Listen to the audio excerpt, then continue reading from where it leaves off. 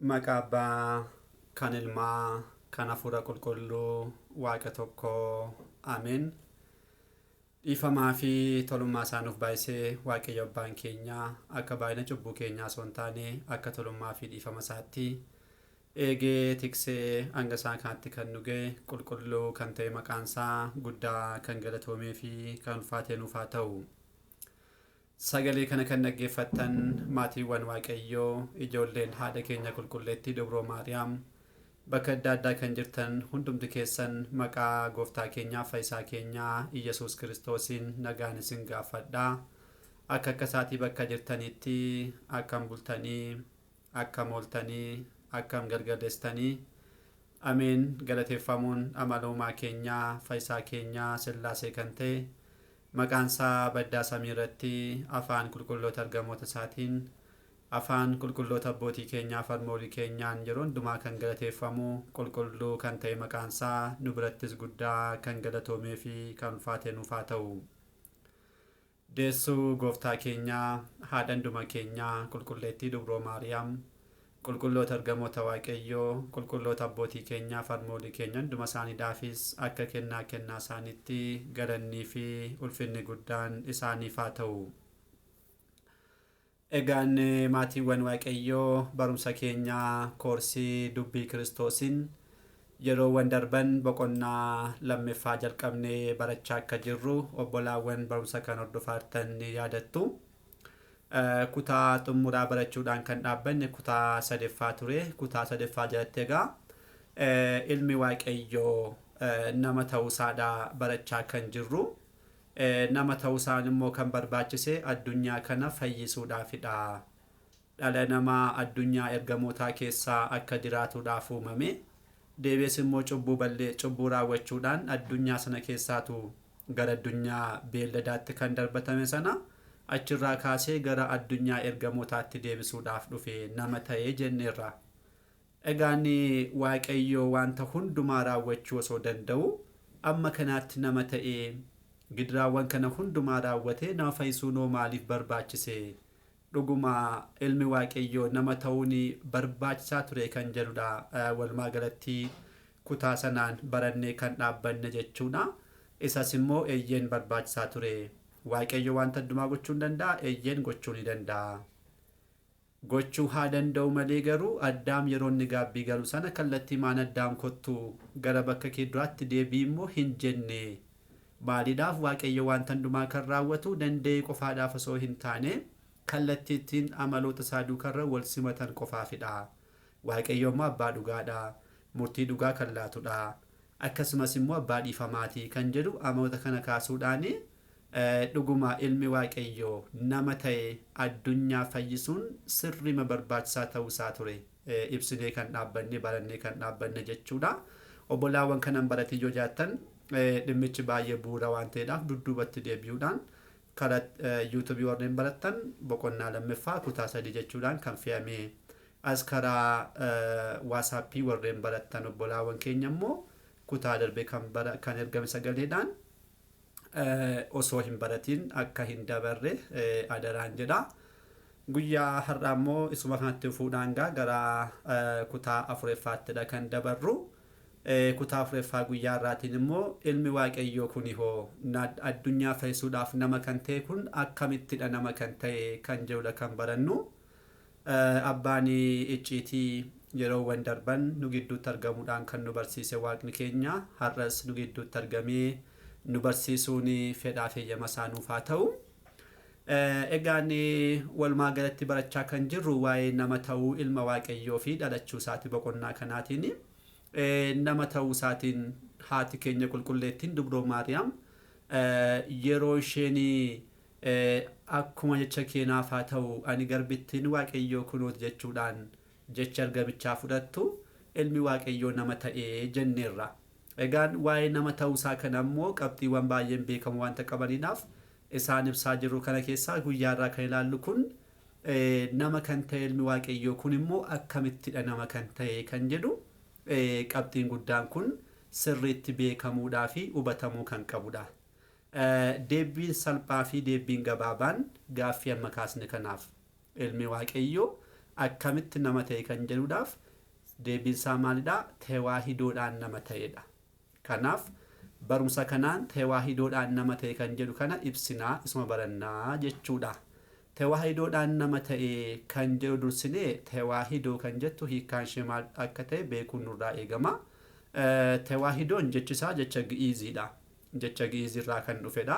Hiikkaan isaa immoo kallattiimaan waloomuu yookiin immoo tokko ta'uu jechuudha. Waloomuu yookiin immoo tokko ta'uu jechuudha. Barumsi isaa barumsi tewaahidoo kun immoo maal jechuudha? Qaamonni lamaanii inni tokko isa tokko osoo hin balleessin, osoo hin jijjiiriin, osoo walitti hin makamiin, osoo walirratti hin darrabin, osoo walirratti hin darrabamin wal fudhachuudhaanii tokko ta'anii kan jedhudha. Salphaanumatti barumsi tewaahidoo kanadha. Tewaahidoo jechuun hiikkaansaa waloomuu yookiin immoo tokko ta'uudha. Barumsi isaa immoo qaamonni lamaan tokko ta'an kun inni tokko isa tokko osoo hin balleessin ittiiyyuu amala kan biraa fudhachuudhaan kan mataasaa taasifate, kan saaseegee kan biraas immoo fudhachuudhaan kan mataasaa taasifate, osoo waliin jijjiiriin, osoo walitti hin makamiin, yookiin immoo akka biddeenni akkuma darrabamu akka kanaa osoo walitti hin darrabamiin wal fudhachuudhaan tokko ta'anii kan jedhudha. Innaa qaamonni kun lamaan haala kanaatiin tokko ta'aa yoo jennu qaamonni kun lamaanuu isaan kamidha kan jedhu immoo beekuun barbaachisaadha. Qaamonni kun lamaan qaama waaqummaa addunyaa dursee abbaadhaaf hafuura qulqulluu wajjirraan tokko ta'uudhaan kan jiru qaama waaqummaa samiirraa dhufuudhaan gadameessa dubroo maariyaam keessa bulee fi qaama foonummaa immoo isheerraa fudhatamedha. Qaamni foonummaa haadha keenya qulqulleetti dubroo maariyaam fudhatame kamidha? Fooniif lubbuu guutummaa nama kana jechuudha beekaa salphaadhumatti. Nama taane kan mul'annu kun lubbuu isheerraa lubbuu, foon isheerraa foon kan jennu isa kanadha. Inni kun maal jedhama? Qaama foonummaa jedhama. Kiristoos yeroo sun maal jennaa? Haadha keenya qulqulleetti dubroo maariyaamirraa foon isheerraa foon, lubbuu isheerraa lubbuu fudhatee nama ta'e kan jennu qaamni sun qaama foonummaa jedhama. Fooniif lubbuun kan fudhatame namarraa yookiin haadha keenya dubroorraa waan ta'eedhaaf inni kun qaama foonummaa jedhama. Qaamni waaqummaa immoo waaqa kan ta'e dhufee gadameessa keessa buluudhaan kan duukaa tokko ta'e kan dhalatedha. Inni immoo qaama haala kanaatiin mul'atu kan ijaan mul'atu kan hin qabne qaama waaqummaa kan ta'e abbaadhaaf hafuura qulqulluu hojirraan addunyaa kan uume, kan jiraachisu, kan nyaachisu, bara baraaf kan jiraatu jechuudha. Inni kun qaama waaqummaadha. Kanaaf qaamonni lamaan qaama waaqummaadhaa fi qaama foonummaa jedhamu. Qaamni foonummaan dhufe, qaamni waaqummaan dhufe akka lubbuutti yookiin akka fooniitti yookiin akka onneetti kan hojjetu miti. Inni waaqadha. Qaamni foonummaan dubroodhaaf fudhatame immoo lubbuudhaaf foonidha. Kan sirriitti adda baasnee beekuu danda'uu qabna. Qulqulleettii dubroo maariyaamirraa kan fudhatame maalidha? Lubbuudhaaf foon. Guutummaa nama kana jechuudha. Nuti amma tokkoon keenya nama lamtiidha. Maaliif maal qabna? Fooniif lubbuu qabna. Kiristoos akkuma kanaa fooniif lubbuu kan fudhate haadha keenya qulqulleettii dubroo maariyaamidha. Inni kun qaama foonummaa kan jedhamu. Egaan qaamonni kun lamaan qaamni waaqummaadhaaf qaamni foonummaa kun tewaahidoodhaanii tokko ta'aniidha salphaadhumatti. Kiristoos yookiin ilmi Waaqayyoo akkamitti nama ta'e kan jenninaaf tewaahidoodhaan nama ta'e. Tewaahidoodhaan tokko kan ta'an immoo qaamota lamadha. Qaamonni kun lamaan qaama waaqummaadhaa fi qaama foonummaa jedhamu. Egaan qaamonni kun lamaanii tewaahidoodhaan dura qaama lamaa fi amala lama turan. Kana sirriitti beekuu danda'uu qabna. Qaamonni kun lamaan tewaahidoodhaan dura qaama lamaaf amala lama turan. Kana jechuun ilmi Waaqayyoo eeyyamaa haadha keenya qulqulleettii dubroo maariyaamidhaan gara gadameessa isheetti dhufee foon isheerraa foon, lubbuurraa lubbuu fudhachuudhaan tewaahidoon osoo hin taasifamin dura salphaadhumatti kakuu moofaa keessachuu dandeenya. Ilmi Waaqayyo nama hin taane waan ta'eedhaaf yeroo sanatti qaamonni kun lamaan qaama lamaaf amala lama turanii jechuun qaamni waaqummaa ilmi Waaqayyoo qaama sadan keessaa tokko kan ta'edha. Hunda kan uumedha. Amalummaa isaadhaan waaqa abbaadhaaf hafuura qulqulluu waliin tokko kan ta'edha. Bakka hundumaatti kan argamudha. Kan hin qabamnedha. Hunda kan beeku, hunda raawwachuu kan danda'udha. Kun Kakumofaatti qaamni waaqummaa jechuun ilmi waaqayyoo otoo tawaahidoo raawwatiin dura amala kanaan kan jirudha jechuudha. Amala kanaan kan jirudha. Qaamni foonummaas immoo faallama kana akkuma kanaatti jechaadha. Yaa foonummaa jechuun kan keenya jechuudha. Qaamni foonii kun immoo amaloota torbarraatii kan uumamedha. Ni mul'ata, qabamuu danda'a, bakkaan ni murtaa, as jira jedhama malee takkaatti foon keenya kun nam tokko as taa'ee addunyaa guutummaa jiraachuu hin danda'u. Kan beela'uudha, kan dheebotudha, kan rafuudha, kan du'uudha. Kanaaf tewaahidoodhaan dura Yesuus Kiristoos ilmi waaqayyoo gadameessa dubroo Maariyaam keessa buluudhaan tewaahidoon raawwatamuu isaadhaan dura qaamonni kun lamaan qaama lamaaf amala lama turanii. Kana booda hoo tewaahidoo yeroo raawwatu immoo qaamonni kun lamaan tokko ta'an.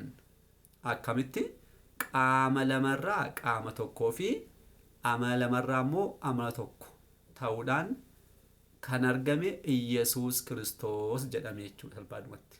Qaamonni kun lamaan tewaahidoo raawwatan qaamni waaqummaadhaaf qaamni foonummaa tokko ta'an yeroo tokko ta'an qaama lamarraa qaama tokko. Qaama lama kan jenne qaamni waaqummaadhaaf qaamni foonummaa walitti dhufuudhaan qaama tokko. Amala lamarraa immoo amala tokko ta'uudhaan ilmi waaqayyoo nama ta'edha. Egaan qaama lamarraa qaama tokko yeroo jennu maal jechuu keenya kan jedhu ilaallu. Qaama lamarraa qaama tokko yeroo jechuu keenya maal jechuu keenyadha? Dhokataa kan ta'e qaamni waaqummaa amala isaa osoo hin gadhiisin. Qaamni waaqummaa dhokataa kan ta'e amala isaa osoo hin gadhiisin.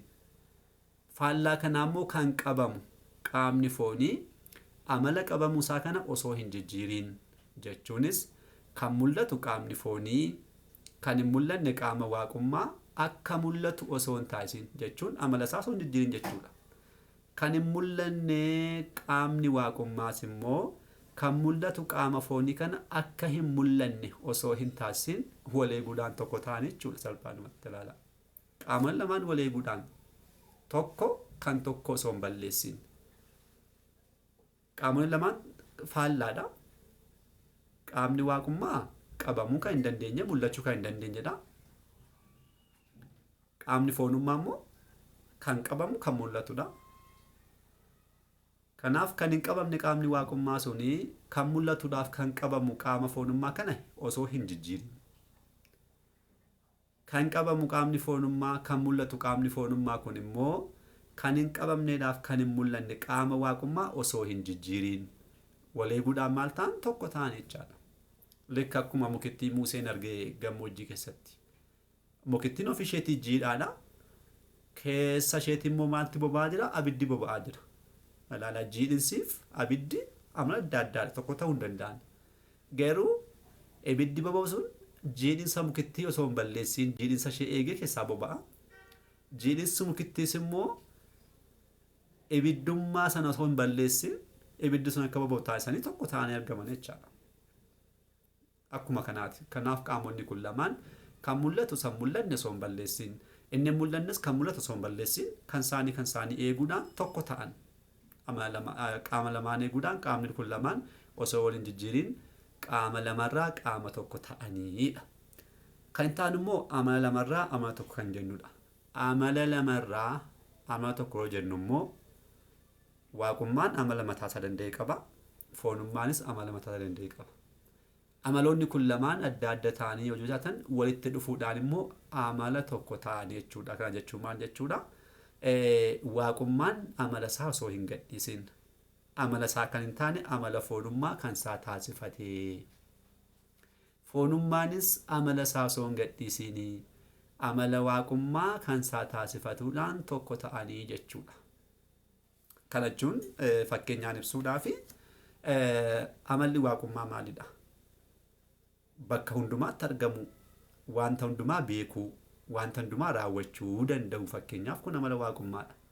Amalli foonummaa bakkaan murtaa'uu, wanta hundumaa kan hin beekne ta'uu, dadhabaa ta'uu, rafuu, nyaachuu dhuguu dadhabuu. Kanaaf amalli waaqummaa bakka hundumaatti argamuu kan danda'u, wanta hundumaa beekuu kan danda'u, wanta hundumaa beekuu kan hin dandeenyedhaaf bakka hundumaatti argamuu kan hin dandeenye amala foonummaa duukaa tokko ta'u kan foonummaa sana eeguudhaan kan saassoon gadhiisiin kan foonummaas immoo osoo hin jijjiirin eeguudhaan tokko ta'e. Amalli foonummaas dadhabaa rafaa nyaataa kan ta'e kana hundumaa kan hin raawwanne kan hin rafne kan hin dadhabne kan hin beelofne amala waaqummaa duukaa yeroo tokko ta'u kan saa osoo hin gadhiisiin kan waaqummaas osoo hin jijjiirin wal eeguudhaan tokko ta'e. Kanaaf kan argame kun amaloota kan lamaarraa kan argame kun jechuudha yeroo dhalatu gara fuulduraatti maqaa isaanii barannaa Iyesuus Amaanu'eel Kiristoos jedhamuudhaan waamame. Kanaaf Kiristoos kan jennu Iyesuus kan jennu Amaanu'eel kan jennu kuni amala lamarraa amala tokko qaama lamarraa immoo qaama tokkodha jechuudha. Dhimma kana qulqullichi Qeerloos fakkeenyaan ibseera. Waa'ee tewaahidoo kana fakkeenyaa yeroo ibsu tokkummaa ibiddaadhaa fi sibiilaa fudhateera fakkeenya jechuudha. Tokkummaa sibiilaa fi ibiddaa yeroo jennu sibiila warreen qaratti baasan yookiin warreen sibiila haala adda addaatiin oomishanii baasanii sibiila tokko kallattii barbaadaniin sirreessuudhaaf maal godhu ibidda keessa buusu. Kana booda sibiilli ibidda keessa bu'e kun guutummaan guututti maal ta'a? Ibidda fokkaate ta'a.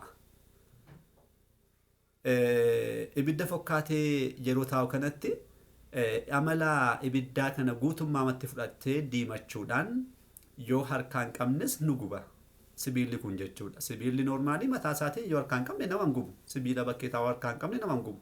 Garuu ibidda keessa taa'ee guutummaa bifa isaa bifa abiddaa fudhatee amala gubuu kana ibiddaas fudhateetu sibiila kana gaafa qabnu nama guba.